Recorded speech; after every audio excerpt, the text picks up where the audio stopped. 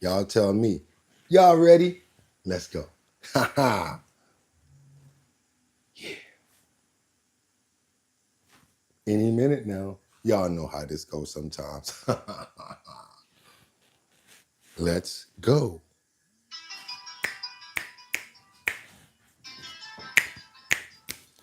One more time. And that's right, y'all. That's right, y'all. Wake up those paws. Wake up those paws. Wake up those paws. It's another day above ground. And ain't nobody dope as me. I'm just so fresh and so clean, clean. What's good, everybody? It's Tuesday, May 6th. That's right, y'all. 2025. I'm your host, Bugatti NYC, and this is our bottom line, where we be talking about this and that and that and this and this and that and that, where we be talking about this and that and that and this and this and that. Just got me pissed. Oh, here we go again. Here we go. Another day above ground. I'm so happy to be here with you guys. It's 6 o'clock in the morning. Y'all know what it is. It's time for the best show on YouTube between the 6 o'clock until hour. It's what? It's our bottom line. Time to get it, y'all. I hope everybody had a fantastic evening last night, because I know I sure did. What did you guys do yesterday? Hope you didn't drink too much. Oh, let me ask you a question. Do you become a Mexican, official Mexican for one day a year? Let me know, because I become an official, what do they call it? Irishman for one day a year. So I can't be mad at all of those out there that all of a sudden subscribe to trying to get a nice little shot of tequila, maybe some tacos or something like that. So you guys had a good day yesterday. I'm happy that you're here and able to even be here this morning, because it's 6 o'clock in the morning and y'all know what time it is. It's time for our bottom line. Hope everybody's having a fantastic morning. Let me check in and see who's here. We got Kendra Walker from VA. We got Rebecca up in the building. What's going on from Grand Rapids? We got Batty Lynn. She said, I don't drink, but we had nachos. Okay, that's cool. Mark says, yo, I celebrate every holiday. Mark said, you know what? Every day above ground is a day for celebration. Good morning from Detroit, Batty Lynn. We got Mark. He was up in here first. Good morning from NYC. I hope you're gonna be coming through to the talent shows to check out the tastings as well, because we got some spots that we're gonna be doing that at. So Mark, do me a favor. Go to the liquor store, ask for Big Drip. Yeah, that's that new drink, 14% alcohol. It's in a can, only $3.99. Go to your nearest liquor store and be like, yo, y'all got that Big Drip up in here? This dude Bugatti been talking crap about it. He said it's the best tasting in the can. I want to see what he's talking about. Yeah, y'all could do that for your boy. But anyway, you know what we got to do. It's time to get into these titles. I got so much in the clip that we just got to get into. Do me a favor, you guys, when you chime in like everybody else does, let me know where you're chiming in from, like Zach from New York, or who's that? Is that Stark? What's going on, Stark? Yeah, let's get into this title real quick so I can break down what's on the agenda for this morning. What do we have here? We have Trump. Is 4 years enough? You guys tell me, do you think that 4 years of Donald Trump being president for this next term is going to be enough for him to do all of the things that he wants to do? Do you want him to achieve the goals that he put out to set for himself? You guys let me know that in the comments, because we got to keep on going. We got a whole bunch more in this thumbnail that we just got to get out, such as the China regime does not want us to know what is going on with the statistics. We have information that says China's not really sharing real information as far as like what they're doing as far as manufacturing soybeans and things of that nature, because smart people can actually do the accounting and really see where they're at financially. So they haven't been sharing that information. We're going to get into that clip as well, you guys, but we got to keep on going, because over here, of course, we've got the Mexican president, and Mexican president is slammed by the President Trump administration for not helping out against the regimes. Trump is asking that she opens up the borders so that not only can they go over there with the American army, they want her to allow the army to go after the cartels. I don't know, what Trump's thinking about when it comes down to that, due to the fact that she has to still live there. He doesn't. So that's why she's kind of giving pushback. But Trump is basically saying she's scared. And I think that's the reason why, because again, like I said earlier, she has to stay in Mexico and live there. Trump lives in the US. And last but not least, Trump downplays recession fears and says that the US is okay for the long run. As you know, there's been a lot of problems, a lot of pushback about tariffs, China, what's going on with trade, different things of that aspect, eggs, gasoline, and so much more. But right now, we're going to have to go right into a clip where our president is actually talking about that and speaking to us about what's happening, the fear, the long run, and what he feels is going to be the best thing going on for our country, the United States of America. You guys, good morning. I'm glad we made it another one. Let's get into it. Let's go. We got work to do. I got work to do. The Dow jumping more than 500 points. The S&P, after weeks of economic strain, on Friday, stocks surging. The Dow jumping more than 500 points. The S&P 500 posting its longest winning streak in just over 2 decades. The better than expected April jobs report easing fears of a recession, with the U.S. adding 177,000 jobs and the unemployment rate holding steady. The president saying he is confident about his economic strategy in an exclusive interview with Meet the Press moderator Kristen Welker. Some people on Wall Street have expressed concerns that the possibility of a recession is increasing. And I want to know what you think about that. Are you comfortable with the country potentially dipping into a recession for a period of time if you are able to achieve your long-term goals? Well, you say some people on Wall Street say, well, I tell you something else. Some people on Wall Street say that we're going to have the greatest economy in history. Why don't you talk about them? Because some people on Wall Street say this is the greatest thing. Well, that's what I'm getting at. That's what I'm getting at, though. It's the same question. Yeah, there are many people on beard dye that actually looks natural. Let me show you. This is Simpler's partial coverage. It's designed to blend your braids. And on Wall Street say this is going to be the greatest windfall ever happened. And that's my question. Remember this. Long term. Yeah. Is it okay in the short term to have a recession? This. Look, everything's okay. What we are, I said, this is a transition period. I think we're going to do fantastically. Meanwhile, on Friday, President Trump also releasing a budget proposal calling for cuts to domestic programs like public health, education, and clean energy, and increases on his priorities like border security and the military. And on Friday afternoon, the Trump administration also asking the Supreme Court to grant the Department of Government Efficiency access to sensitive Social Security data.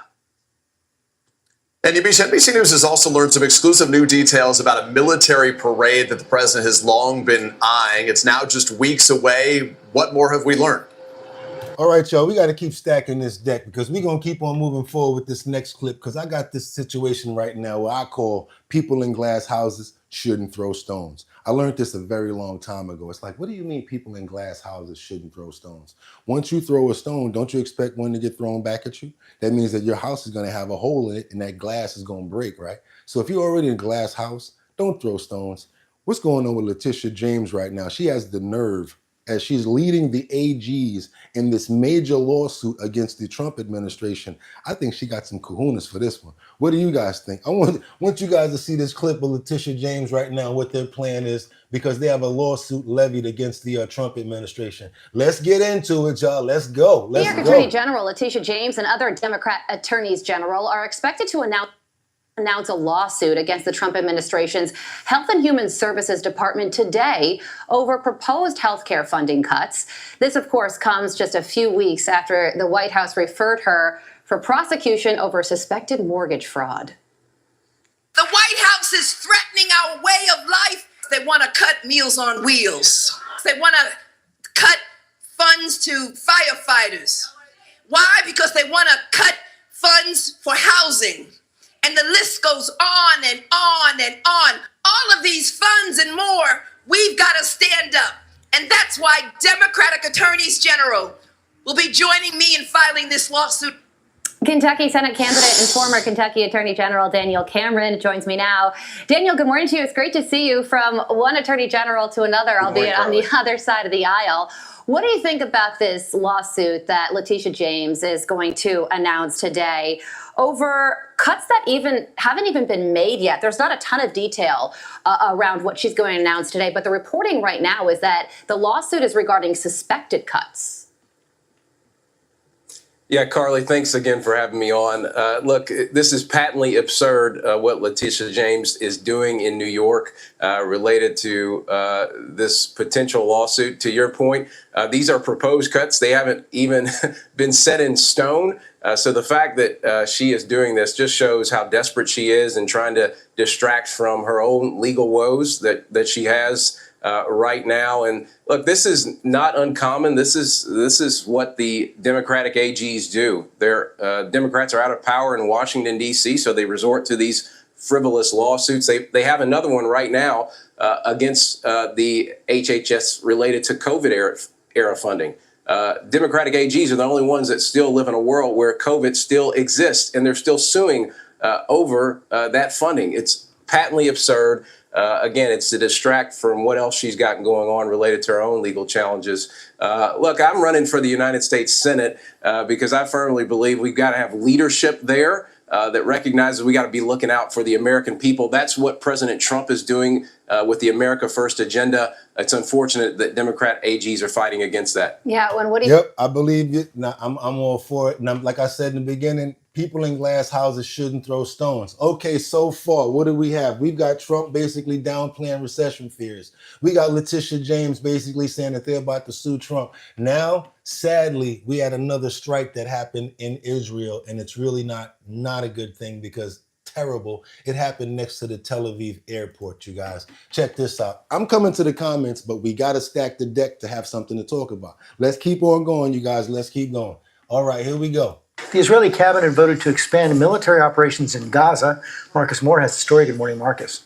Well, George, good morning. This is a major development. Israeli leaders saying that they plan to occupy all of Gaza to defeat Hamas. This morning, Israel announcing plans to occupy Gaza and, quote, holding the territories while moving Palestinians to the south. The Security Cabinet unanimously approving the plan, which includes Israel taking over aid distribution in the Strip. The new war plans coming as the humanitarian crisis grows in Gaza, with hunger and shortages of medical and other supplies rampant. The death toll now more than 52,000 people, according to the Hamas-run Gaza Health Ministry. Over the weekend, Israel calling up thousands of reservists for the renewed offensive in Gaza. This after the strike near Tel Aviv's main airport. A missile fired from Yemen penetrating Israel's highly sophisticated Iron Dome air defense system, injuring 8 people. While inside the terminal, passengers taking cover. Israel now investigating how multiple attempts to intercept the missile failed. And Israel saying that this current plan to widen their operation there also opens the possibility for humanitarian aid to get into the region. And that is significant because critical aid has not gone into Gaza for more than 2 months. Israel saying it imposed a blockade to put pressure on Hamas to release the remaining 58 hostages. And back home, we got some pushback with different people when it comes down to like this shouting match that was at Senator Raphael Warnock's. He was going against his heckler yesterday. They're talking about the war and actually how they feel as if that United States and our tax dollars are going towards supporting Israel. I don't know what you guys think about this. This next clip I'm going to play. Then I'm coming to the comments. Once you want to know what you guys have to say about this, let's keep on going. After this, I'm in the comments, y'all. I want to know what you guys got to say about this right here. Check it out. First of all, I want to thank you for coming. I am the son of a naturalized Ethiopian immigrant and an Adolf. By Adolf, I mean African descendant of former slaves. And my parents taught me, while being respectful to power, to speak truth, to not simply exist, but when I've lived, there will be evidence that I was here. And I voted to put you in office. You represent my voice. And I have to ask you about the way we spend our money. My voice is against using our money to fund what many people would consider a genocide. So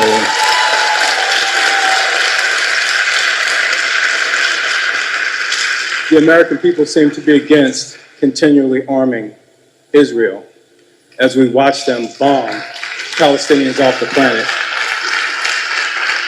As the descendant of an African man and a former slave, you know, we watched this happen to us. We've seen this happen in different countries. I have to ask you, what side of the fence are you on? Where's your voice as it relates to stopping the continual arming of Israel?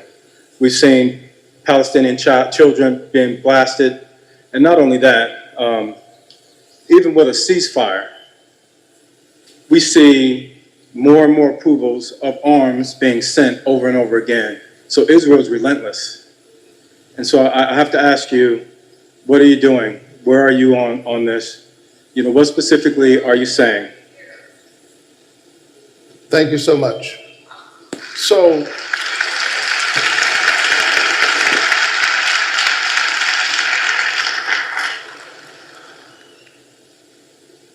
I believe in the humanity of all of God's children. And that you have to center the concerns of the most marginalized. And that's why I was one of the first in the Senate to call for a ceasefire. In addition to that, I pressed the Biden administration. I pushed the Netanyahu administration around the ways in which humanitarian aid was not even getting into Gaza. I voted to give $10 billion in humanitarian aid to Gaza. My North Star in this whole conflict is a world that embraces the children on both sides of this conflict. Because here's the thing that mortal enemies have in common. We all want our children to be okay. All right, you guys, I'm not going to go into a sermon. Want to keep on moving forward. You guys, my main part of showing that video clip is the beginning part, not just the heckling. I don't call it heckling. I actually call it asking a sensible question, because do you feel as if we're funding something? Now it's time for me to go in the comments. What we got to say over here? We got Tanya R that says, stop the chest fireworks. What else we got? Liam says, global guys. What else we got? Me. What else we got? Depend Friendship says Palestinians are not our problem. Liam says, okay, Deepin says that. Liam Gone Global says, I'm gone global. Okay, Liam, I see you really going global right now. Tyler says, Israel will not fall or everyone better pray because it's the end of the world. What else we got here? We got Kendra says, at Tom and Marati. Wait a minute, we got to get some people out of here. Let me know. Hair grease, okay. What you doing? Oh, you got hearts going up. Okay, I'm watching you, Kendra. Tyler says, how is this legal? Okay, what else we got? We got Hair Grease says, shut them doors. Hair Grease says, shout out to Marvin Sapp. Okay, what else we got over here? Keep on topic, you guys, so we can make a bunch of sense over here. Mark Dorfman says AG James is on crack. Okay, even that makes sense. Okay, Angels Irie says, amazing how she thinks she is beyond reproach. Ain't that crazy? What else y'all got? Yu says, make China great again. Angel says, I think she's out of order. Duncan says, Trump is so silly, but most Americans are.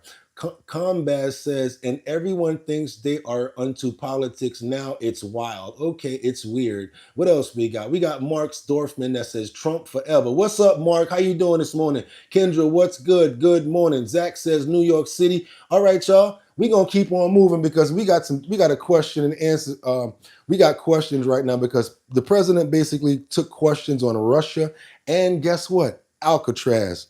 This is going to be something that you guys want to hear about. But imagine this. We have so many illegal immigrants in our country right now. Do you think it pays to pay them to leave? Because that's what the proposal is actually saying right now. We should actually pay them maybe $1,000 to get up out of here. You guys hear anything about this? What Trump and the administration is actually proposing? Since they can't wrangle everybody up, they can't get everybody out, They're saying, how about we pay you to leave? We give you $1,000 and then you got a better chance of coming back again. This way, when you come into the country, you're coming legal.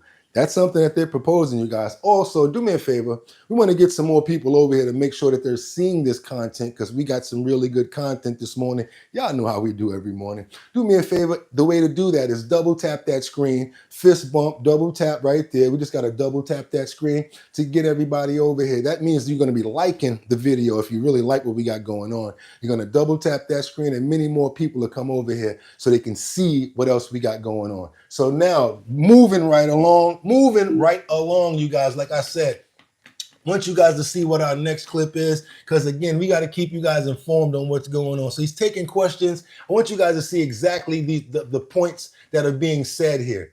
This was at a NFL. They basically were talking about NFL, the draft. I don't watch sports, but I watched the entire clip because there was a Q&A at the end of it that was very informative, and I want you guys to check it out.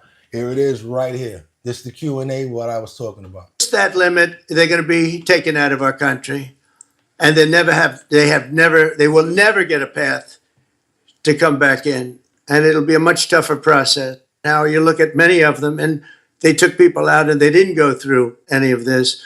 But what we thought we'd do is a self-deport, where we're going to pay each one a certain amount of money, and we're going to get them a beautiful flight back to where they came from, and they have a period of time. And if they make it, we're going to work with them so that maybe someday, with a little work, they can come back in if they're good people, if they're the kind of people that we want in our company, industrious people that could love our country. And if they're not, they won't. But it will give them a path to becoming, to coming back into the country. If they miss that limit, they're going to be taken out of our country, and they will never get a path to come back in, and it'll be a much tougher process. And it's called self-deportation. And by doing that, you're talking about so many millions of people. By doing that, we've taken out thousands of terrorists, drug lords. What we've done is amazing. And I'm sure Tom Homan and Christy Noem have done an incredible job. They really have done an incredible job, but it's a hard job. So we're going to have a self-deportation where they deport themselves out of our country, and we'll work with them, and we're going to try. And if we think they're good, they have, the people we want in our country, they're going to come back into our country. We'll give them a little easier route.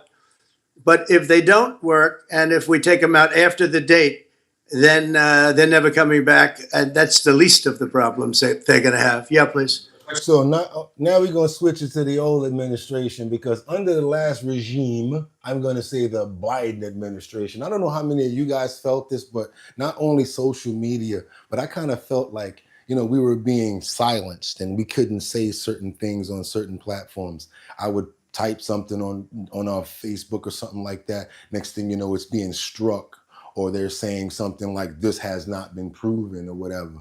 You guys, they just found out that the Biden administration kept certain information, a dossier on certain American people. Now, check this out. I want you guys to see this. Not only did they keep a dossier, but they were monitoring people's social media platforms and much more. Yeah, I have no idea what was going on last administration. They got the proof to show it now. And of course, once I find out, I want you guys to see. So, like to see it? Here we go. Let's go. The secret files. Check this out. We had an office in the Department of State whose job it was to censor Americans, to monitor the social media posts and commentary of American citizens, to identify them as vectors of disinformation. There's at least one person at this. Every great journey begins with a single step. And that first step forward is Table today who had a dossier in that building of social media posts to identify them as purveyors of disinformation. We are going to turn over these dossiers to the individuals. We know that the best way to combat disinformation is freedom of speech and transparency. Secretary of State Marco Rubio revealing the Biden administration's State Department was secretly tracking Americans they believed were, quote, vectors of disinformation. Hello, everyone. I'm Alicia Acuna, along with Guy Benson, Lisa Booth, and Joe Concha. This is a brand new hour of the Big Weekend Show. Rubio was referencing the, quote, Global Engagement Center, an office within Biden's State Department that kept these dossiers on Americans they believed were spreading so-called disinformation, even keeping a file on a current Trump administration official. Investigative journalist Michael Schellenberger says he may know which Trump administration official was being monitored by the State Department. None of us knew that they had files on specific people. By the way, if I had to bet, I bet actually that file was on Robert F. Kennedy Jr. since he was so heavily targeted and censored. That's the kind of thing you would expect from a political operation, or to actually use where that stuff comes from. It comes from CIA operations abroad where they identify persons of interest. The American people need to see these documents. Okay, so Secretary Rubio shut down the Global Engagement Center last month. And joining us now, live for reaction, is State Department spokesperson. You know her well. Nope. I wanted just to put you guys up on it because a lot of times you might be like, is somebody watching me? You'd be like this. I always feel like somebody's watching me. They'd be like, nobody watching you. But guess what? They were watching you. Do me a favor, you guys, if y'all appreciate that, because y'all know y'all wasn't going to get that nowhere else. Double tap that screen because y'all know we got that heat. Hit that like button, share, and subscribe. Let more people know that we over here because now I'm in the comments. I want to know what you guys got to say about that. We got 290 people in the building. We only got 26 likes. Kendra, you know how they do. Philip says, okay, ain't that interesting, right? Yeah. Okay, Gaiman said hi. What else we got over here? Doc Duck says the best defense against misinformation is more information, not tyrannical authoritarian censorship. That was a great one. Okay, Kendra says, come on, y'all. Hit that like button. Double tap that screen, please. Show some love. Dane says on the other hand, the White House Facebook page wasn't run by Max Package with a trial version of Adobe Meme Generator. Okay, Kendra Walker says, yes, I have an issue with IG. Similar. Okay, what we got here? Natalie Georgievich. Good morning, Natalie. Absolutely agree with you, Gotti, about the weirdness of silencing people. Thank you so much. Philip says, hi from Australia. How you doing, Philip? Good morning. Kevin says, I need help. Please, please, please. Well, get it. Kendra, what else we got over here? Says El Jefe, I don't think that they will get that money. The condition is that they have to prove that they went back to their country. Oh, okay. Thanks for bringing us up to date on that, Jefe. Thank you so much. Mark Dorfman says, send me the bill. Get them the hell out of here. Mark said, whatever it costs, let's get the hell out of here. Kendra says, yes, 1,000 to turn themselves in. Hey, no immigrant has ever negatively affected any of our lives, is what someone just said. Okay, now we want to get to anybody know what that means in sign language? I got a whole sentence that I know how to say because when I was around these people that didn't speak and couldn't hear, they used to like do sign language around me. So I know how to do a little bit of sign language, y'all. So I'm going to do the one that I know. So that's why do you lie all of the time? Just in case you guys want to know that. Why do you lie all the time? That's the one that I really caught because they used to always say that to my friend who was their cousin. They always be like, why you lie all the time? Why you lie all the time? And that's the way they used to talk. And we used to laugh about it. But the reason I brought that up is because the Chinese people, the regime, they don't really want us to know what's really going on with their financials. They're not giving out financial reports. And that's kind of like lying the way that they do all the time. You know what I'm saying? Like handyman. Long story short, it's easy for them to lie within their own regime and to their own people because they're the only ones that play their own. They run the television network and everything over there. I literally sat down the other day and watched Chinese television. All it is propaganda, stuff about him, his grandfather, the greatness of the country. So they don't get the news and the stuff that we get, you guys. So it's really easy to manipulate the people over there, right? So what they do is they try to give us that information as well. But we're not stupid. We know how to find things, do mathematics, and see what's really going on. If you're not really using that much flour, you can't really say that that's how much you took out of the package. So just check this out real quickly, you guys. I mean, it's just basic common economics. So what we got going on here is China not trying to share information because they don't want us to know what's really going on in China currently right now. It's not going well as they're trying to make it seem. The Wall Street Journal is reporting that China has stopped publishing hundreds of statistics, even if it just got this $200 head-turning hot fuchsia dress for $72, which means you also just got a $200 dopamine hit on the 4th day of Grey for $72. The Wall Street Journal is reporting that China has stopped publishing hundreds of statistics. Even official soy sauce production reports make it harder to know what's actually going on with the economy there. Joining me now, Gatestone Institute Senior Fellow and author of Plan Red, China's Project to Destroy America, Gordon Chang. Gordon, good morning. And what is your reaction to this stop in data production by the CCP? I mean, not that we could necessarily believe the data that we've been given for years. Fair enough. I've said that multiple times. Right. But this seems to be a new level.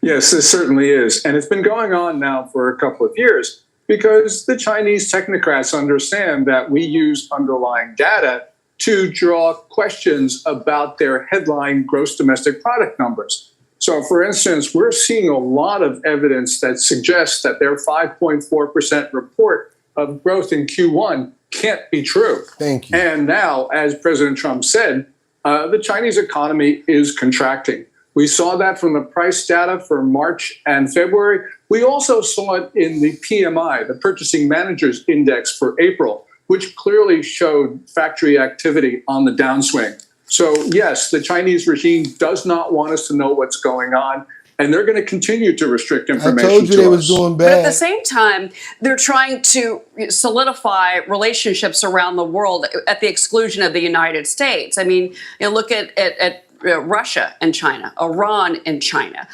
their moves in Africa, especially in Western Africa, Gordon. So the Chinese seem to be taking another tack. That they may be closed off to the American market, but they're trying to strengthen their relationships. I mean, even Chevron CEO Mike Wirth, who joined Maria on SMF yesterday, he warned that China could hold more influence on Venezuela if the Trump administration terminates a Biden-era grant that would allow Chevron to export Venezuelan oil to the U.S. Watch what he told her. I want to get your response to this. A good portion of Venezuelan oil has historically come to the United States. Refineries on the Gulf Coast are designed to run that specific type of oil, and so it's very important for energy security in the U.S. The changes in the rules mean that that oil won't flow to the U.S. now, so making us less secure. China is actually the largest buyer of Venezuelan oil today. Venezuelan government officials have been in China very recently, encouraging China to buy more. And so as the largest buyer today, the policies could drive even more of that trade to China. And this is sort of China's MO, become a country's biggest creditor and ultimately dominate. And I don't think the U.S. or the Trump administration wants to see China dominating another country. So what's going on is the U.S. and the U.S. is actually using their power, like talking to other countries, like, oh, you're going to do business with China? Now your tariff is going up. So again, power moves are being made. They're using the strategies that they know. It's not just a war on like a physical war. It's a tariff war. It's a digital war. And it's been going on behind our backs for years. Now it's just more in our face because tariffs made it all come out. It's like when you throw a firecracker and all of a sudden everything else explodes because you lit the match. Right, it was already, I'm sorry, when you throw a match on gasoline and everything blows up. Right, because it was already there ready. Once they threw that match, everything just lit a flame and we were able now to see everything that's going on now, which is good. It's really good. It's really a good thing. I don't know how long we can keep on holding on with these tariffs because I'm going to tell you the truth. I can't find another, I probably could find another Indian manufacturer, but who wants to? You know what I'm saying? Like, I wish we can really get down to the bottom of this. Ultimately, I want us to finalize this deal with China so that we can move forward. Because you guys are not thinking about there's something else that we have coming up. Still a deadline on TikTok. Yeah, the application. And that's another platform that utilizes all of those products and for people to sell off that platform. And that is actually backed by the Chinese regime. I mean, we got a lot of China over here. Even though we're the United States, we rely on China a lot. What do you guys think about this? What's going on? Thanks, says Rockin' Poochie says, okay, like, subscribe, donate, and super chat is what VIP Auction Group says. I like what VIP Auction Group said. He said, like, subscribe, share, donate via super chat. We can say that about 4,000 times. Rockin' Poochie says, we can't watch ourselves implode clearly. We can. Okay. Oh my God, this is a hard one. Erden Tree Larry, you're good at public speaking. Props. Thank you so much. I appreciate that. JG says American recession. What else we got? Kendra says Rockin' Pooches, you have the option to keep scrolling. You definitely do, Rockin'. You definitely do. Because Rockin' Pooches, you can get the hell up out of here if you got a problem with us. And she means it. She's not playing. You can get to step in. Kendra ain't playing. Rockin' Pooches, I did a song for her. You see how serious we are over here. Jamie Me says, smart if everyone owes you. Kendra says, if you're enjoying the content, double tap that screen, please. Come on, y'all, double tap that. Okay, why are you watching Fox? Because we watch every platform over here, you guys. We are the ones that wait for the rabbit to stick his head out the hole. Boom, then we blow his head off. That's how we rock over here. We don't get caught up in the rabbit hole and then we don't get the information. We let people speak so that we can find out if the information is true or not. Then we make a knowledgeable assessment if we want to do something about that. That's how smart people think, people. We do that. We don't worry about the network. We don't care about, oh, it's MSNBC, oh, it's Fox, or it's CNN. How about when somebody running out the house and they say, fire, fire? Are you going to say, I don't really like that person. I ain't going to listen to them. Next thing you know, whoosh, you in the fire. You need to basically pay attention and see, is there a fire? Investigate. And if they're full of S and full of BS, now you can keep on making your assessment on that person, whoever they are. But you want to make sure that you check it out first. You don't want to just go blow their head off and not get the information right. So let's find out what's going on. Stop getting caught up in the platform. That's your problem. Don't worry about the platform. Investigate the information. That's all. That's all I say. And that's all we do when we're here. But we're going to keep on moving forward because I think President Trump is kind of off his rocker on this one. He's talking about opening up Alcatraz. I ain't seen nobody talking about Alcatraz. And I wasn't even alive when Alcatraz was open in the 60s. I think it was closed because of a number of things. I don't even think it's a good place to build on because they say something about the salt that's in the air, the fact that it's really, it's just a place where just like it erodes, like even the metal. So I'm not sure about putting people on Alcatraz. I think it's a real big threat that President Trump is coming with now because he's talking about people going to Alcatraz. And I'm going to tell you, I don't know about anybody in the United States. Them other jails and them super prisons look scary. But Alcatraz on that island by itself, I've always been scared of that jail. I know people that, I don't know people that ever been there, but I've heard the stories. I heard John Gotti what's his name? Al Capone was actually on Alcatraz. That's the one. But here we go, y'all, because they might open it back up. Trump says he wants to reopen the notorious Alcatraz prison off the coast of California to house America's worst of the worst. Madeline Rivera is live in Washington with the details. Good morning, Maddie. Good morning, guys. The president says he wants to reopen Alcatraz because he's frustrated with judges who have placed roadblocks on parts of his agenda, especially on immigration. The president's saying on Truth Social, for too long, America has been plagued by vicious, violent, and repeat criminal offenders, the dregs of society who will never contribute anything other than misery and suffering.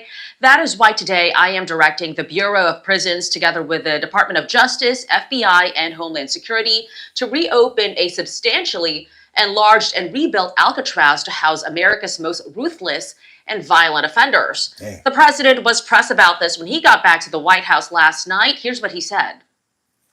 Just an idea I've had, and I guess because the judges, so many of these radicalized judges, they want to have trials for every single, think of it, every single person that's in our country illegally, that came in illegally.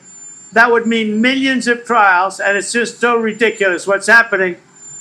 And It's long been a symbol, Alcatraz. It's a symbol of law and order. Symbol of fear. Alcatraz was used as a maximum security federal prison for nearly 30 years. It housed several well-known criminals, including Al Capone and George Machine Gun Kelly.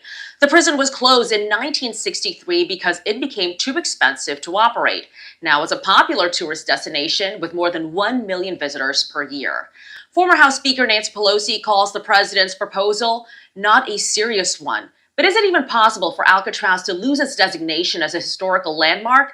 Per the National Park Service's website, a property's historical designation can be considered for withdrawal at the request of the owner or the Interior Secretary, provided some criteria are met. Lawrence Ainsley. Sound like it's a possibility.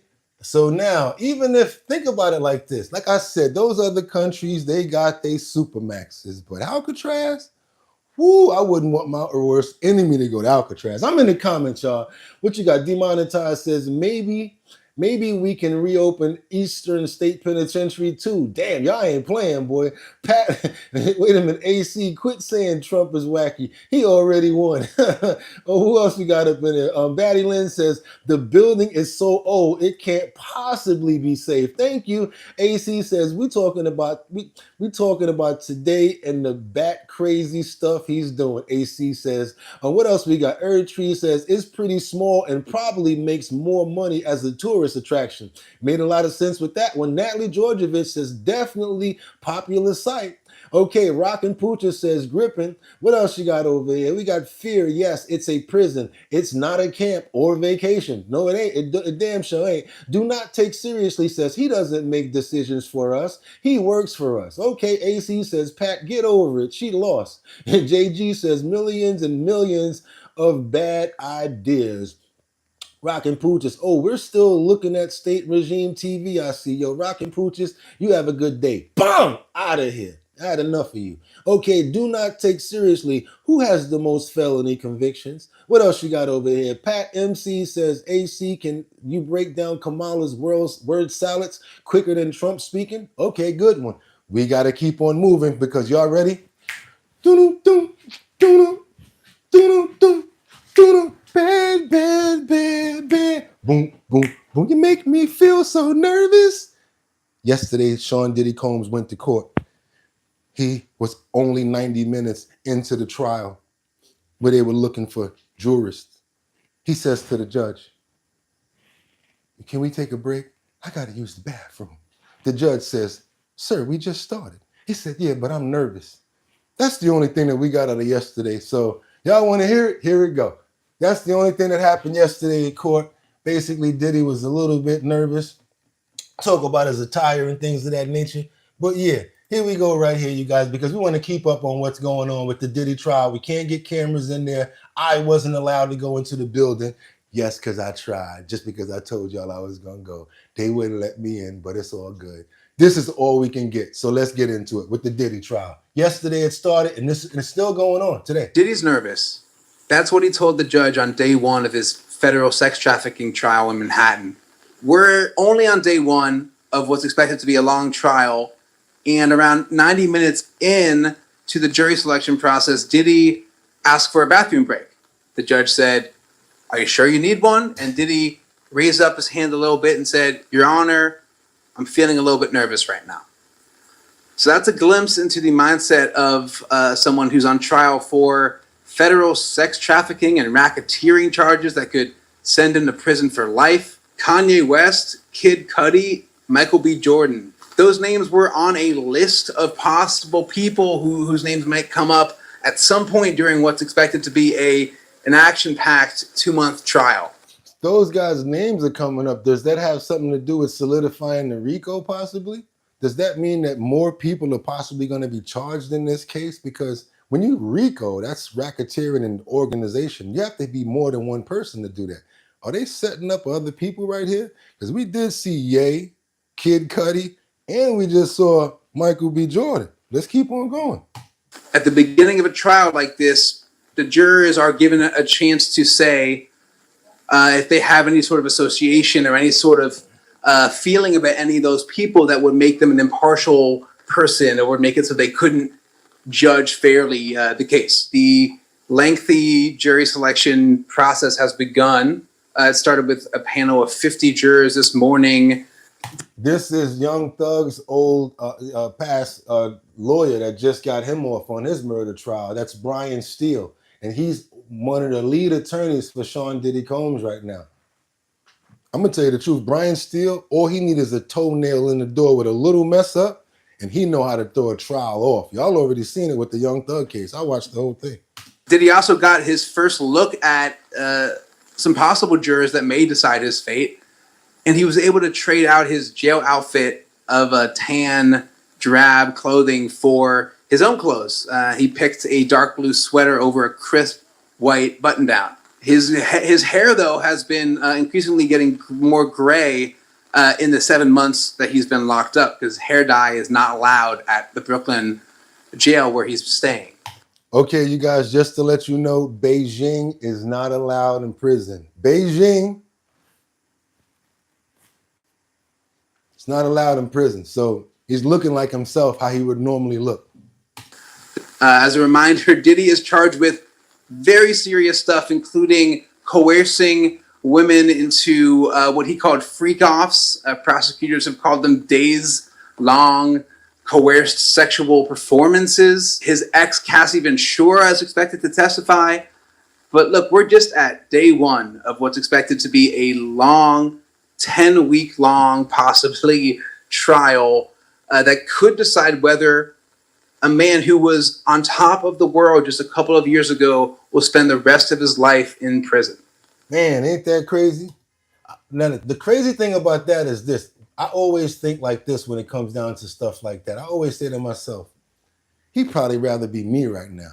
Think about it. At one point, a lot of men wanted to be him.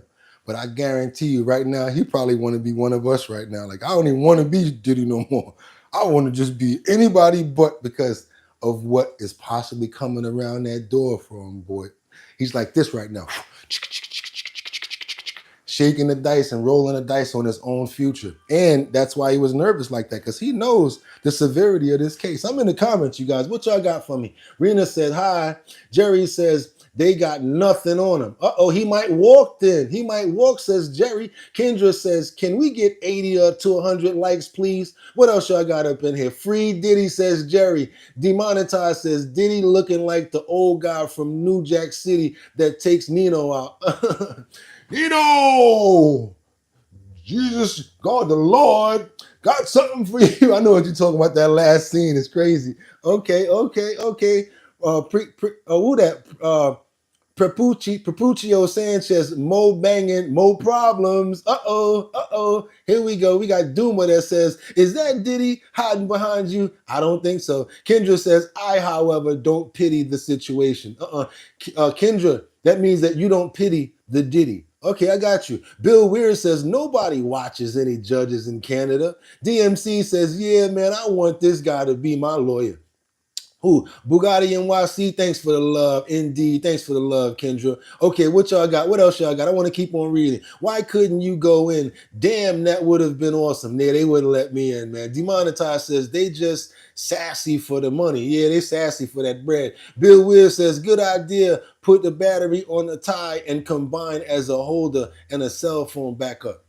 What the hell are you talking about, fool? This is a Hollyland Lark. This is a microphone right here, and it's connected to a receiver on the phone. And then we also got another microphone up here. So if anybody's interested why I be playing around up there all the time, this is another microphone. This is what you guys hear me through. This is Hollyland, and it has a magnet on it. You see that? So I can put it on there. I got two of them. And this one here by itself costs $60 that you didn't pay for, because I don't get money off of YouTube. This is hard-earned money that I put out over here. So don't try to play with me. Don't even go there, homeboy. So yeah, I hate to have to do that sometime, but sometimes you gotta pop your collar, try to let everybody know what's going on. I like to do it this way because it keeps my hands free. I don't like wires. So this is actually called the Hollyland Lark M2. Very inexpensive. It's about $150. It comes with two microphones and a receiver. A lot of people don't tell you guys about their setup. And I think that's very important because I had a real hard time figuring out a setup. So if you guys want to get a very inexpensive hookup like this, a setup, you can get the Hollyland It's a MK2, comes with 2 of those microphones, has a receiver with a wire. You click it to your phone, and it just helps out so much more with the audio, and I can move around much better. And since it has 2 mics, you see what I do a lot. I'll just put it over there. This way, you guys can hear both of us, both mics at the same time. Have no problem sharing information and where I get my things from, because we are all here as a community, and we want to help each other. That's what our bottom line is about. Do me a favor, you guys. If y'all appreciate the content, go ahead and double tap that screen to let everybody know we're over here. I'm sweating bullets. That must mean that we working. I'm waiting to get over there. Next clip, y'all gonna see me walk over there, because that water is really really calling me right now. That water's calling, distant lover, he will be right here. Yes, I'm thirsty right now. Can't wait to get over there, but I got work to do. I got to get this next clip up, because the President Trump goes after the Mexican president and says she can't even talk straight. He says, I think she's scared. And I think she is too, because she has to live in Mexico. So the reason I'm saying this is because Trump has already proposed to send the U.S. Army over there, Delta Force. Like, yo, we'll take the cartel out for y'all. We got y'all for that. But you know what they're saying? No. Because y'all ain't staying over here. You ain't gonna always be holding me down and watching me. And in the middle of certain things happening, once you start effecting monetary, it makes it real hard for people to move around. So she's scared herself as the president. Like, if I let you guys come over here and start causing chaos, they're gonna come at me. And you've already seen politicians and different people get KILLED for situations like that. And she's just basically scared, is what I'm thinking. But President Trump has his own agenda and his own thought process. So we're going to get into that a little bit and see what's going on over in Mexico, because yes, we have offered to send over Delta Force to take care of these guys. Confirmation that he did offer Mexico help in battling that country's drug cartels. Listen here. If Mexico wanted help with the cartels, we would be honored to go in and do it. I told her that I would be honored to go in and do it. The cartels are trying to destroy our country. They're evil. And she is so afraid of the cartels that she can't even think straight. The Mexican president saying just a day earlier, U.S. military action inside Mexico was unacceptable and not necessary. Joining me now is Senior Advisor for Customs and Border Patrol Chief Ron Vitello. Chief Vitello, good morning to you. I mean, could you imagine if the U.S. military was allowed to go into Mexico and take out these drug cartels? We could do it, and the reign of terror would be over. Mexico and the United States would be safer as a result of this. But the president of Mexico turned President Trump down. What's your reaction to this? Well, you're right. There's a lot of potential here. We share so many things besides the border with Mexico, right? Family, tourism, lots of trade. And we also are fearful of the cartels that are operating in Mexico. We know that Mexico is very concerned about their influence in their society today. And so this is a potential partnership that could pay dividends for generations. And so I understand where the president is coming from Mexico. She has a domestic political problem where if she aligns too much with our current president, Donald Trump, there may be some domestic political problems for that. But operationally, as somebody that worked on the line that understands the power of these cartels, this would be huge on the potential side. Us going down there and helping them eradicate some of these kingpins, bring the temperature down, give the governance of all of the states in Mexico back to the government versus the cartels. And so, yeah, but if you do that, you got to realize it's such a huge support system, because these cartels actually, they fund certain things in different places. Even though I found out that, check this out, an airline pilot once said, if there's no big difference between being an illegal smuggler than it is being an airline pilot, besides the legality of it. It's the same sort of shipment, same sort of shipping, right? So I say that because if you're in a certain country like this and you provide a service and you have these cartel people that's paying for your service and paying you for it, you actually wind up being a support system for them. So there's a lot of other things that can be affected by the cartel being displaced. And they're not thinking about that. Yes, and another thing, if you're going to try to get rid of an entire cartel, there's more than one, you got to strike and get rid of them all at one time. Because what happens is once you pull back, they start to affect the inner circles of people's and people's families. And that's what they're nervous about, as well as the politicians. Oh, it's just like saying this. Oh, you want to allow the United States to come over here and do this? All right, cool. We're going to go at you now, even if we get taken out. That's what she's fearful about. And it makes sense. Just want you guys to, that's my premise of what I think's going on. It has lots of potential.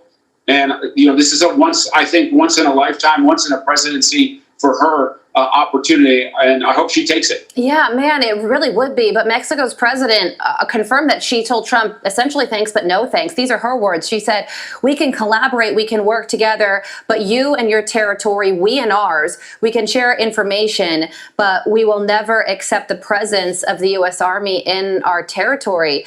So you say that this could be. Yeah, so I get what's going on here. It's going to be pushed back, whatever. We've heard her answer. I mean, even if it's not exactly what she's feeling, I do feel like that's part of it. Let's get into these comments. I want to know what you guys got to say about this. Let's go. We had Mexico talking about taking out the cartel. 1117 King says, U.S. would never struggle against no one. 111 BKNYC says, the Mexican president is scared of that cartel. Exactly. You know what I'm talking about, BKNYC. That's like somebody saying, that's like the police coming on the block saying, look, if you tell us who it was, you're going to be fine. And they leave you on the block. Lock up that person and they leave.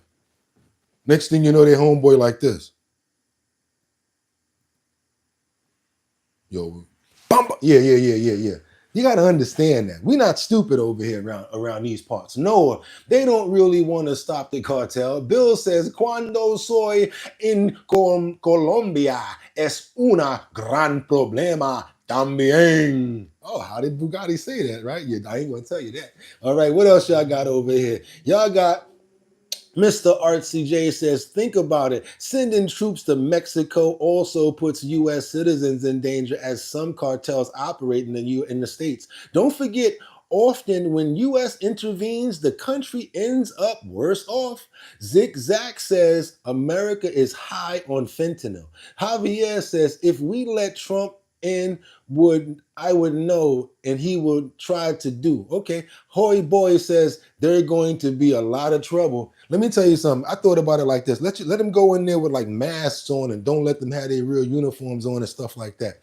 Think about it like this, man. The cartel is so rich. They've got so much counter stuff. They got so much money. They're going to find out who did it anyway. So that's why you guys know. That's why you saying the smart stuff in the comments like she's got to still live there once he leaves. All right, we're going to keep on moving forward because I always tell y'all about this. We always talk about that. Oh, I'm sorry, I ain't got none.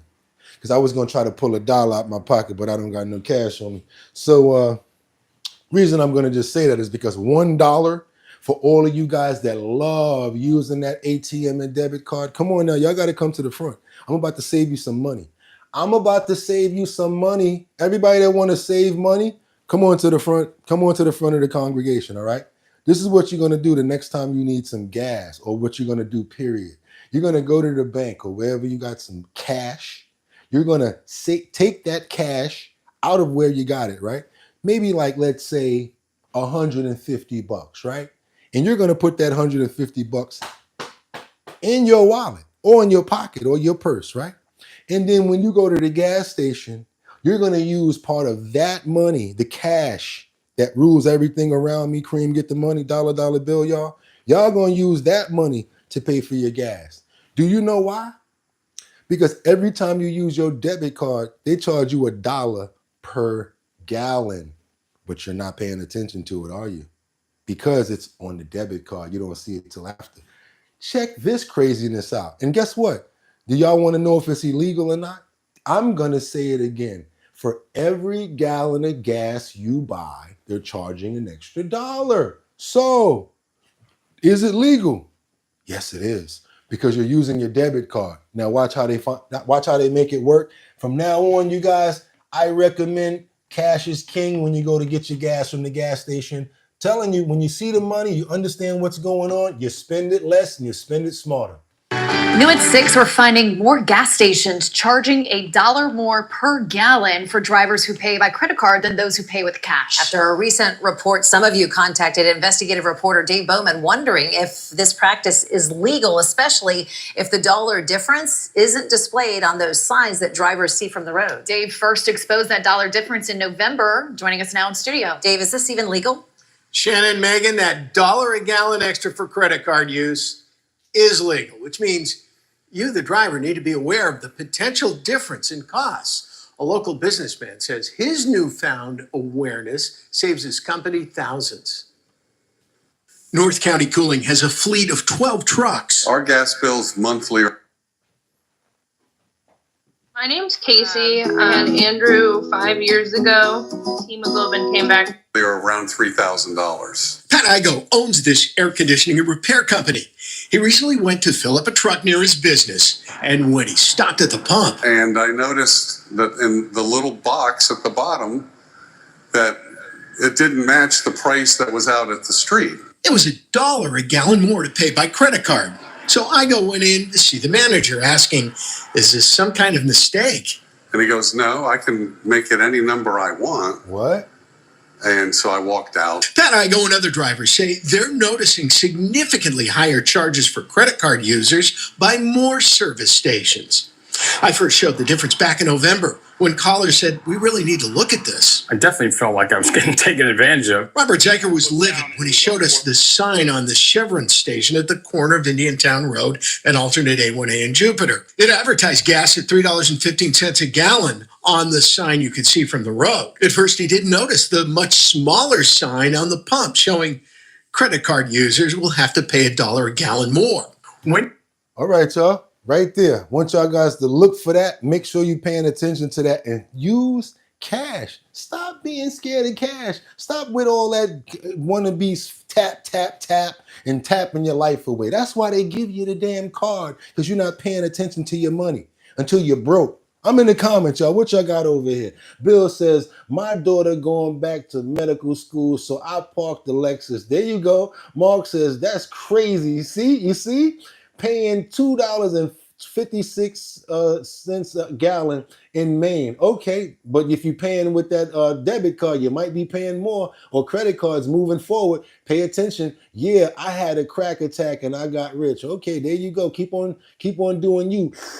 I can feel it. FBA. Demonetized says cash is king. That's right. Trump MAGA. DJ Mod says gas cards are cheaper. Okay. DJ Mod says gas cards are cheaper, y'all. Mark Artistic J says, but governments are slowly making cash obsolete. You got to fight that and just keep on doing what you got to do. And that's the reason why they're doing it. That's the reason why they're doing it. Oh, it costs more to make a penny than to have a penny. I get what you're saying, but let me tell you something. You can stockpile your cash and do what you got to do. You don't got to run with what everybody else is doing. Nowadays, you can't even go to the bank and get cash. I know what you guys are saying. Try to go to the bank right now and say you need $10,000. They're going to look at you like you're trying to rob the bank, even if you got 100,000 in there. Oh, we don't have that on hand. Well, where the hell is my money at if you ain't got it on hand? You're supposed to have it in the damn safe. Hell with your hand. I'm back in the comments, y'all. What else you got? Fallow says, stay away from Chevron gas station.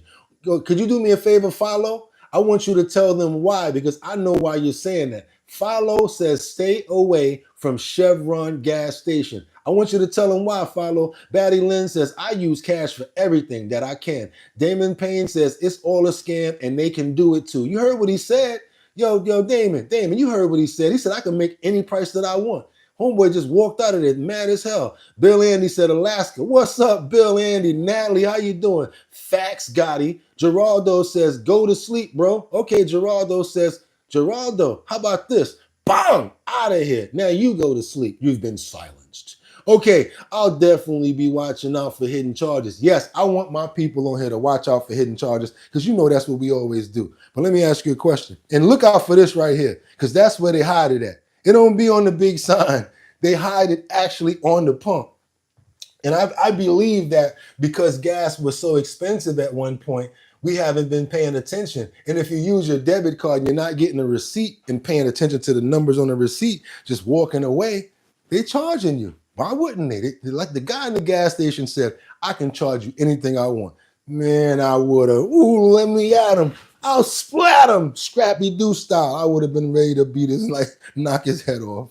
But we're going to keep on moving forward because what do you guys think about the president running for a third term? Yes, he was the president, 75. I'm sorry, 45. Now he's 47. What do you guys think about the possibility of Donald Trump running for president again? Oh, I'm going to spoiler alert, spoiler alert, spoiler alert. He doesn't seem interested. Just so you guys know, he himself, from what we get in this, from what we're gathering in this clip here, I can't say that he seems like he's interested. But you guys tell me, what do you think he has? What do you think he says about it? What do you say to people who say they voted for you because they wanted you to end foreign conflicts, not start new? I don't see that as conflict. I think that's good for our country, those things. Look, the Panama Canal was taken over by China effectively. Now China seems to have left. But the Panama Canal, think of this deal. We built the most expensive object we've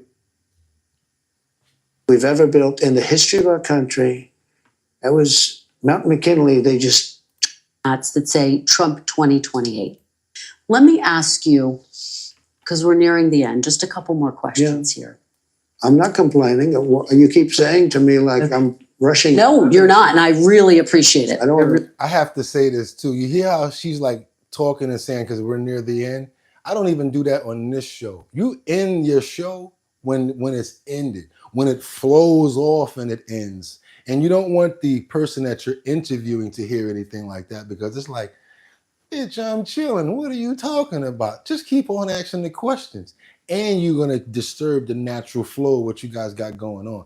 So if you're ever thinking about interviewing somebody like I am, let them talk. Let it happen for as long as possible. If they say, look, I'm ready to get the hell out of here, that's the end of the interview. That's it. But you don't say it. Let's keep going, y'all. Really I don't want to make you nervous. Thank you. The Trump Organization is selling hats that say Trump 2028. Yeah. Are you seriously considering a third term, Mr. President, even though it's prohibited by the Constitution? Or is this about staying politically viable? I will say this. So many people want me to do it. I have never had requests so strong as that. But it's something that, to the best of my knowledge, you're not allowed to do. I don't know if that's constitutional that they're not allowing you to do it or anything else, but there are many people selling the 2028 hat. But this is not something I'm looking to do. I'm looking to have 4 great years and turn it over to somebody, ideally a great Republican to carry it forward. But I think we're going to have 4 years, and I think 4 years is plenty of time to do something really spectacular. The Constitution does prohibit it. Some of your allies are pretty serious about this, though, Mr. President. I've spoken to them. They say they are coming up with potential ways. Well, obviously, the biggest one will be a constitutional amendment. That's because they like the job I'm doing, and it's a compliment. It's really a great compliment. Has anyone approached you, though, with an actual plan, a way to actually start the process Well, there are of a ways of doing constitutional it. amendment? There are ways of doing it, and you know the same thing. And if you look at the vice presidential thing, and you hear different concepts and different other people say you can have a write-in vote. There's lots of different things. With all of that being said, I want to be a great president. I will have served. Hopefully, everything will go well. I feel very good. I just did a physical. I took, unlike all other presidents, I took cognitive tests and I aced it. I got 100% correct. And one doctor said, there were numerous doctors watching. And he said, I've never seen that before.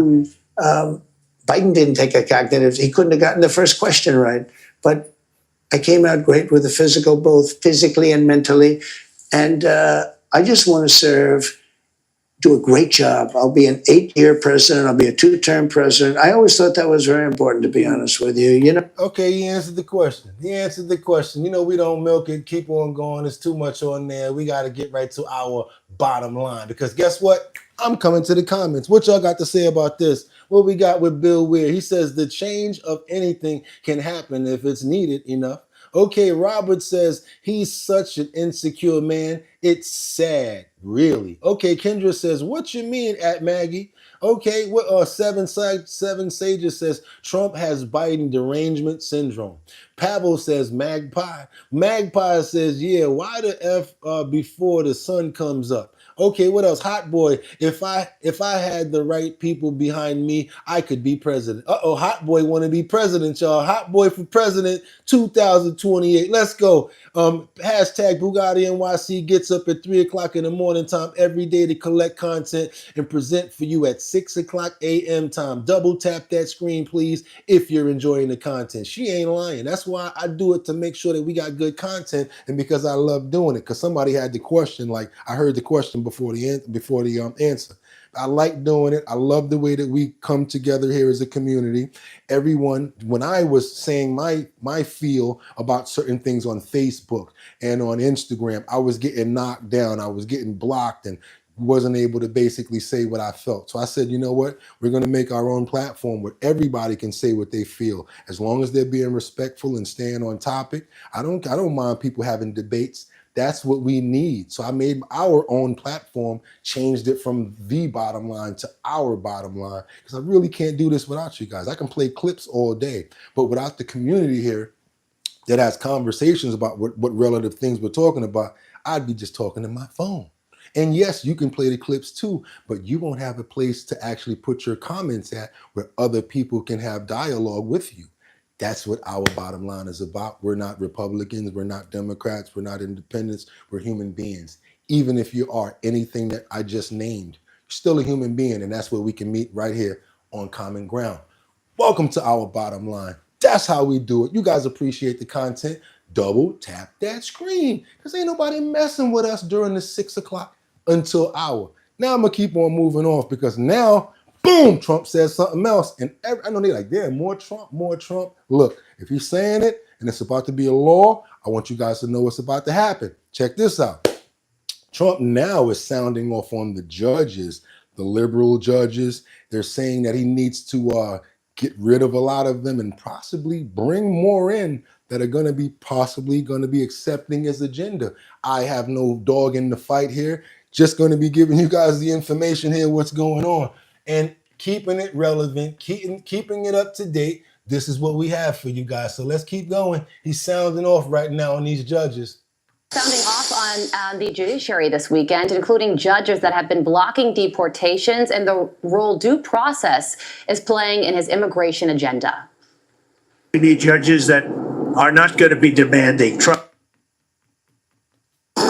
We have a serious case of overspenditis. Overspend what? Overspenditis. Spending on things. Trials for every single illegal immigrant. We have a massive emergency. Overall, it's an overall emergency on immigration. Don't you need to uphold the Constitution of the United States as president? I don't know. I have to respond by saying again, I have brilliant lawyers that work for me, and they are going to obviously follow what the Supreme Court said. Attorney and president of American Frontier, Mehek Cook, joins me now. Mehek, good morning to you. So we talk a lot about judges these days, and some of them trying to block portions of what the president is trying to do. But what doesn't get discussed as much is that now that Trump is president again, he gets to make his own slate of judicial nominations. And he just made his first one last week. Whitney Hermendorfer of the Sixth Circuit, the Wall Street Journal, had a ton of praise for her in a recent op-ed that they just wrote. So how can these judicial nominations shape the direction that the country will go in? I mean, President Trump gets a second bite at the apple here.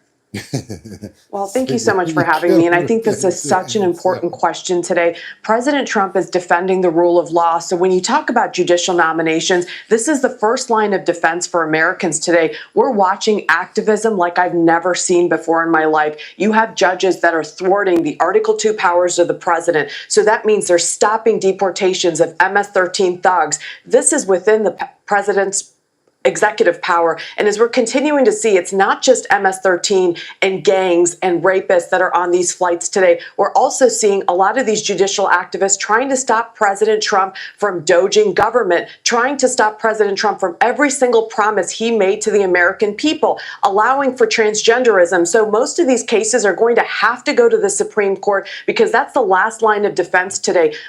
Okay.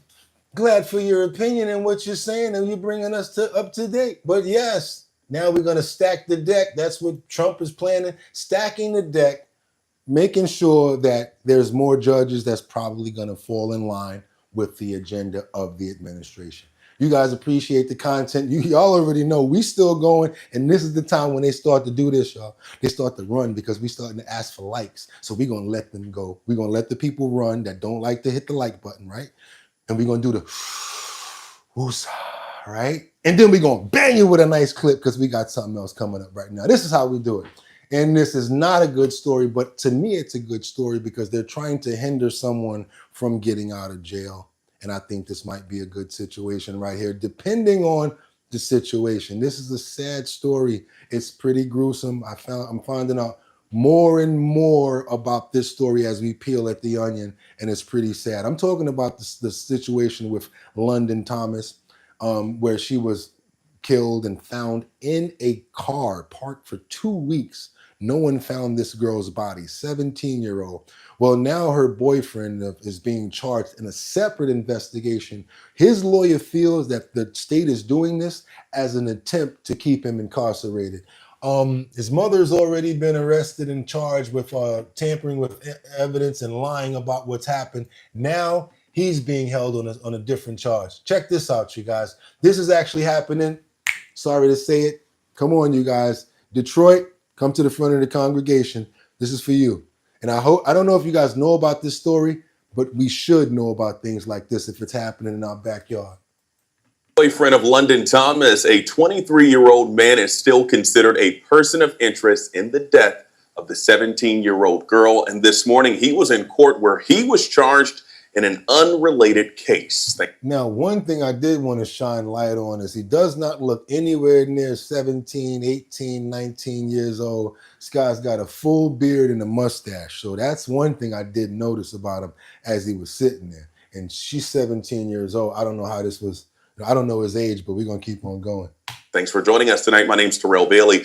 Our Heath Cow spoke to the attorney representing Jalen Pendergrass about the new charges, and he explained what he thinks is the motivation behind them. Well, Jalen Pendergrass and his mother, Charlotte, were the two suspects held after the body of Detroit teen London Thomas was found. Now the lawyer defending those two, Terry Johnson, is telling me that today's arraignment for Jalen is just a way for the charging agencies to keep his clients confined. So, sir, do you understand then what you're being charged with, what the maximum penalties are, and what your rights are?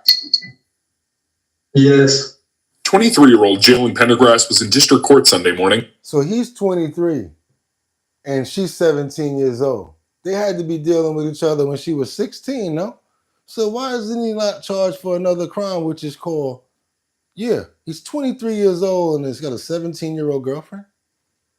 When did they hook up? Is it legal over here in Detroit? Let me know, you guys. Do you guys notice that the age that you have to be in order to be able to have consensual? In New York, believe it or not, it is 17. I don't know about Detroit. Batty, let me know what's going on out there. As he was charged with filing a false police report in Novi, which is a felony charge punishable up to 4 years in prison. But it's an unrelated charge to the death of London Thomas. On Friday, Jalen, along with his mother Charlotte, were released from custody, and then just a few hours later, Charlotte Pendergrass was then rearrested and charged with lying to police officers during an investigation. Court records show that Charlotte Pendergrass bonded out, but both Charlotte and Jalen's defense attorney told me Sunday afternoon that he believes his clients are being unfairly treated. The bonds were extensively high, and they were given GPS tellers because this is what Michigan State Police is asking for. They are the lead investigation agency here, and unfortunately, they have nothing. They have nothing, and what they're trying to do is gather information to come forward to charge the clients. Johnson also told me that he feels that there should be a greater investigation into the house where London Thomas's body was found near the intersection of Millard and Sherman Ave in Southfield, since he says neither of his clients have any connection to that home. Somebody explain to me how a body can sit for 2 weeks in a driveway, not on the street, but in a driveway of someone's house. Whose car is that? Whose house is that? Why are we not talking to these people? Why are they not under arrest? Now, Charlotte Pendergrass is expected back in court for a probable cause conference this Wednesday, the 7th. For now, here in studio.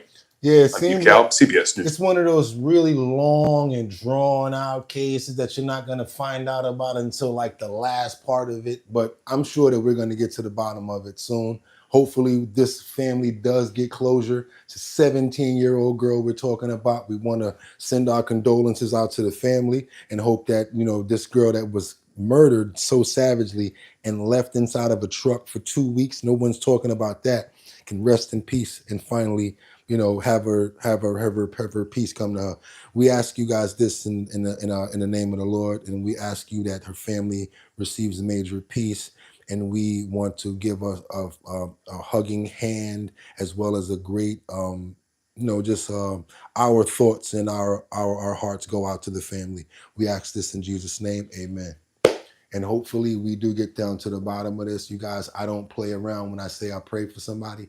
I do it right there. So if you want me to pray for you, say, well, God, give me a prayer. I need you. We don't wait. We get those prayers out right there. I'm not, oh, I got you later. We do that right there. Amen. Now we're going to keep on moving forward because we got another one. I know y'all like, yo, how is this guy still talking? You got more Trump? I want to come to the comments first and see what you guys got to say about that crazy story, though. Because I'm not going to put allegedly on anybody, but it seems like a lot of it is coming out about this story. Pray for American mass shooting victims. Those babies in Uvalde weren't recognizable, so riddled. Yes, let's pray for the American mass shootings and the victims of the babies in Uvalde. I can't say it correctly. And we hope that their souls and that their families are receiving peace. And we ask this in Jesus' name, amen. Okay, nice prayer. Thank you, guys. Okay, professional yapper. What else you got? Angels Among Us says 15 is so young. That's crazy. Kendra Walker says amen, amen, amen. Block Pavel, please. Okay, when I see Pavel again, matter of fact, let me go find him. Let me just get him out of here. Okay, professional yapper. Boom, done.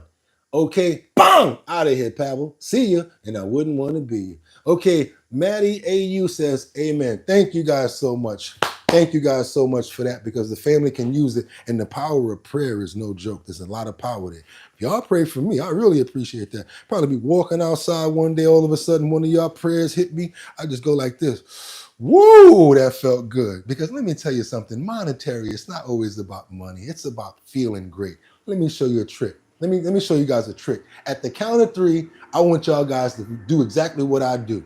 Y'all ready? I'm gonna count to 3. I want everybody to do what I'm about to do. Y'all ready? 1, 2, 3. Smile. It's free. Look, it's free. And it make you feel good right there, don't it? Just smile. That's it. Look, it's free. You can do it anytime you want. And look how you feel when you do it. Think about it. Just make yourself smile. Look at that. I feel good doing that. And that's my gift to you. We're going to keep on moving forward because, yes, we got some more questions that's being asked about tariffs outside of the White House by you-know-who, no other than our president, President Trump, talking about the tariffs. Hope you guys are not being affected in your town, city, and state so hard because these tariffs, they coming down, y'all. They're about to hit us. I'm telling y'all straight up and down. It's not even a game. It's just a matter of time. Where did you get the idea for reopening Alcatraz? It's an idea I've had, and I guess because the judges, so many of these radicalized judges, they want to have trials for every single, think of it, every single person that's in our country illegally, that came in illegally, that would mean millions of trials, and it's just so ridiculous what's happening. And it's long been a symbol, Alcatraz, of whatever it is. I mean, it's a sad symbol, but it's a symbol of law and order. And, it's got quite a history, frankly. So I think we're going to do that, and we're looking at it right now. And what about the movie tariffs? Yeah, the movie tariffs, what they've done is other nations have been stealing the movies, the movie-making capabilities from the United States. And I said to a couple of people, what do you think? I've done some very strong research over the last week. And we're making very few movies now. Hollywood is being destroyed. Now, you have an grossly incompetent governor that allowed that to happen. So I'm not just blaming other nations, but other nations, a lot of them, have stolen our movie industry. And I'm saying, if they're not willing to make a movie inside the United States, then we should have a tariff on movies that come in. And not only that, governments are actually giving big money. I mean, they're supporting them financially. So that's sort of a threat to our country in a sense. And It's been a very popular thing.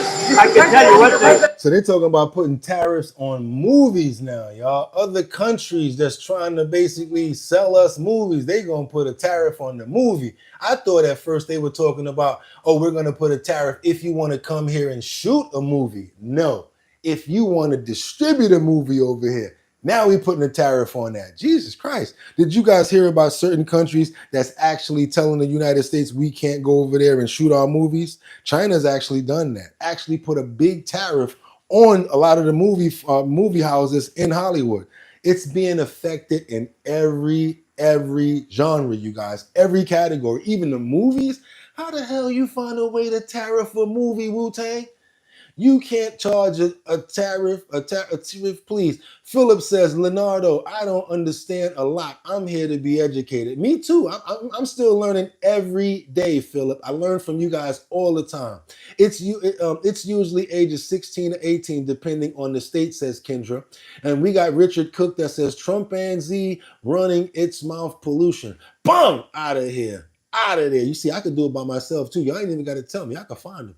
Okay, what we got? We got Bill Weir that says Jesus is coming from heaven and raises the dead, saints, and sets up the everlasting kingdom of God. Amen. There you go. What we got over here? We got Magpie that says, at Luke, you should go look at the entire Constitution and keep in mind that our Constitution is for us. Other countries have their own. We don't get to infringe on them on there because we feel some way. You're right about that, Magpie. You can't just go to other countries and do whatever you want to do. And not only that, when you go to the border, you guys ever see border wars? When you get to the front and they take your information, they say, so how long are you going to be here?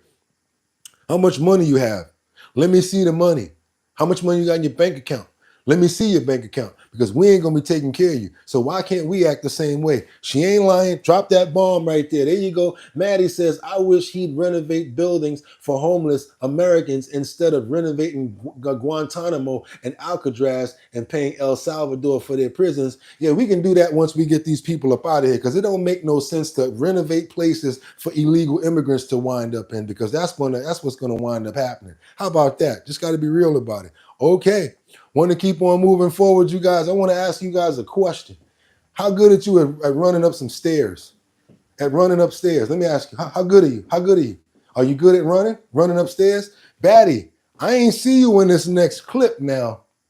Y'all people that live in Detroit, I get a lot of content about you guys, and I see that that's like my second city. I might have to really come out there and hang out with y'all, but I'm kind of glad that I missed this. Anybody ever heard about the stair running at Comerica Park? Where they literally run the entire stairwell of the Comerica Park. These firemen was out there doing it. Everybody was doing it. And they were doing it for a great cause, lung cancer. I had no idea that so many Detroitians had lung cancer because of the air quality. I want you guys to check this out. I live in a city just like Detroit, probably even worse, and a lot of our people have lung cancer. I want you guys to see this story. It's pretty cool. Would you run these stairs, let's say for $1 million? If somebody say, I'll give you $1 million, I want you to run these stairs. Would you guys do it? I say that because your health is worth $1 million too. Because if you can't spend $1 million, it ain't no good to you. Let's get into this. Do you have what it takes to climb Comerica Park? Let's go, y'all. Let's go. Climbing stairs for a good cause. That's exactly what hundreds of people did. Starting a business is hard. Spectrum was like that support system. We're not doing that. A piece of equipment that we have here uses Spectrum. A month. Like climbing. Okay, like I asked you guys, because I'm not going to let y'all throw me off like that. That was whack. Do you have what it takes to run the stairs? I want to know. Now we're going to play the clip. Try to mess my groove up. Get the hell up out of here. Climbing stairs for a good cause. That's exactly what hundreds of people did at Comerica Park for the American Lung Association. Local 4's Shante Passmore shows us how this benefits life-saving research. Hey guys, going up and down the stairs sounds so simple until you have to do it repeatedly. Here at Comerica Park, people are showing there's power in movement. Do you have what it takes to climb Comerica Park? Roughly 1,000 people said yes, like Kathy Mins. Anybody can do it. You can walk this, you can run this, but you can make a difference. Comerica Park, home of the Tigers, of course, but the perfect backdrop for the fight for air climb. It's the American Lung Association's signature event for raising money for lung health education, advocacy, and life-saving research. The climb comes at a time when the organization's State of the Air reports Detroit is named the 6th worst in the nation for year-round particle pollution. And that's super important because there are over 1 million people in Detroit who have lung disease. The day features a power hour where climbers complete as many laps as possible in 60 minutes. Then, firefighters take on the challenge wearing their gear. It's important to us. I mean, all these guys participate. And the rest do the stadium course. The finish line, really just the beginning for research funding. Each step makes a difference, most often done without ever knowing how it'll touch the lives of others like Karen Undine. When I was diagnosed, the first thing my doctor told me was because of the research done and the new treatments that I had a way better chance of survival than I would have 5 years prior. The personal connection is why the stage 3 lung cancer survivor went to D.C. to advocate for lung health among the offices of Senators Gary Peters and Alyssa Slotkin. Yay! People climb for different reasons in memory of someone, raising awareness on lung disease, or advocating for better air quality. For the climbers, it's a fight worth taking a stand on. In downtown Detroit, Shantae Passmore, Local 4. All right, now I just gotta say it. I didn't see not one of our hosts running them steps with that big drip shirt on. I didn't see Batty out there. I didn't see a lot of you guys out there. And then y'all can't say that y'all couldn't have did it. I saw a baby. I saw a fireman. Come on now, Batty. Why you ain't go run them steps? I also saw somebody that was kind of big. Saw an old man. Come on now. Talk to me, Batty. Why you ain't go run them steps yesterday? Okay. Bill Weir says air is 100% clean in Buckingham, Quebec, and the water is free. Heart, love is love. Mr. Artistic J says, and with Trump turning on the coal mining factories, it's about to get a lot worse. Rena Brown says, firefighters running their gear, that's heavy and hot. I know I was a firefighter for a couple of years, at least nowadays, says Sizzles. What else we got over here? What else y'all got to say? My lungs won't let me, says Magpie. We got VIP Auction Group that says, whatever, Mike. Well, no, I said that already. Batty Lynn says, I wish I could, but my legs won't let me. I got you. Mike says, shaking my head. Sizzle says, glad we finally have a good president. Let's give Trump 4 more after this. That looks fun, actually, says Angels Among Us. Bill Weir says, China, not like when they filmed Sand and Pebbles. Maddie says, I do the stairs for charity. Okay, Maddie says, she says, I do the stairs for charity. Mike says, we should hold ourselves to the standards and expect us to, we're going to claim Christ Jesus and our Lord. There you go. We got VIP Auction Group that says, Mike, he's a cool dude and works hard to bring us the news every day. He never claimed to be the perfect. Nope, never did. Never did. Never claimed to be perfect. I never do that. And with that being said, woo! I want you guys to make some money, money, money, money.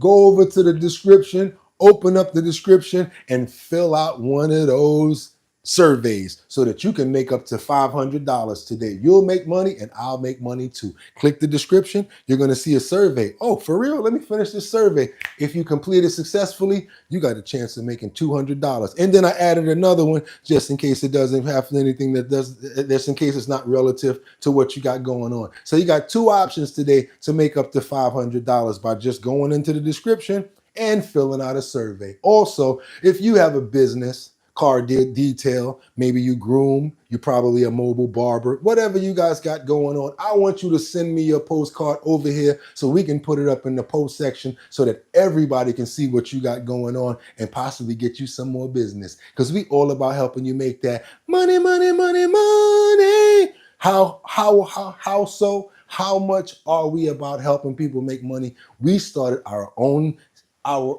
talent show. It's called Show Your Talent, where myself, BOOGOTTINYC, yes, I'm going to be the host. 5 boroughs in New York, Manhattan, Bronx, Brooklyn, Queens, Staten Island. You guys are going to come and show me your talent, whatever the talent is. All you got to do is go over to info at drinkbigdrip.com, sign up, boom, you're already going to be entered into the talent show. The only thing is you got to be 21 or older because it involves alcohol. Yes, it's sponsored by Big Drip Hard Punch. That's Big Drip Hard Punch. If you guys ever heard about Scissor, that's Scissor in a can. All they did was change the name. That's right, grape, all natural grain spirits, 14% alcohol. All you need is 1 can. Trust me. Anybody in New York, go to the liquor store, ask them for Scissor, $3.99, 14% alcohol. You can actually share the can with somebody else. And guess what? It's not a nasty drink. It's a quality drink, and it tastes phenomenal. Zesty, grape with vodka. I'm talking about off the chain, y'all. Calm your night down, get a 4-pack, only $16. Go into the liquor store now, ask for Big Drip Hard Punch by name. Must be 21 or older in order to get it. But also, we're doing Show Your Talent. The last person, after we do the grand finale, we bring all of the talent together, all of the finalists. One person will make $1,000 on top of the $250 that you make at the location. So if you win in the Bronx, you're going to get $250 in cash right there, and you're the winner. And then after we do every borough, we have one final where we bring out everybody, and you got the chance to make what? $1,000 in cash. That's right. So total winnings will be $1,250 for one person, and you get the recognition of being a winner. This your boy BOOGOTTINYC, and like I always tell you, y'all could have went anywhere. But the fact of the matter that you came here to chill with me, I appreciate you. It's Tuesday. No excuses. Get out there. Get some air. Drink some water. Stop complaining about problems because the Lord woke you up this morning, and that means that problems present opportunities.